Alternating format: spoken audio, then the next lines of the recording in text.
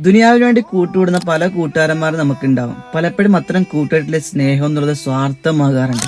എന്തൊക്കെയോ ലക്ഷ്യം മുന്നിൽ കണ്ടുകൊണ്ടായിരിക്കും നമ്മളോട് കൂട്ടുകൂടുന്നതും നമ്മളെ സ്നേഹിക്കുന്നതും.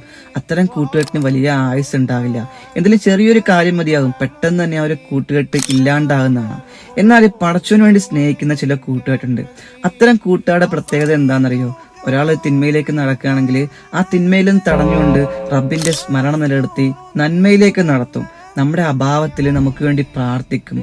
നമ്മൾ രോഗിയായാലും നമ്മളെ ശുശ്രൂഷിക്കും. നമ്മൾ മരണപ്പെട്ടാല് നമുക്ക് വേണ്ടി കഫംപടവ് അണിയിക്കും, നമ്മളെ കുളിപ്പിക്കും, നമുക്ക് വേണ്ടി നിസ്കരിക്കും. ഇതിനൊക്കെ അവർ മുൻപന്തിയിൽ ഉണ്ടാവും. അവസാനം എല്ലാവരും നമ്മളെ കബറടക്കി തിരിഞ്ഞു പോകാൻ നേരത്ത് നെഞ്ചു പൊട്ടി കണ്ണിൽ ഈറനണിഞ്ഞുകൊണ്ട് നമുക്ക് വേണ്ടി അവർ പ്രാർത്ഥിക്കും. എന്റെ കൂട്ടുകാരാണ് റബ്ബേ, ഇവനിക്ക് നീ കബറിടം വിശാലമാക്കി കൊടുക്കണേ, ഇവന്റെ എല്ലാ പാപങ്ങളും പൊറുക്കണേ, നാളെ എന്നെയും ഇവനെയും ജന്നാത്തുൽ ഫിർദൗസിൽ ഇതുപോലെ ഒരുപോലെ ഒരുമിച്ചൊരു കൂട്ടുകാരനാക്കി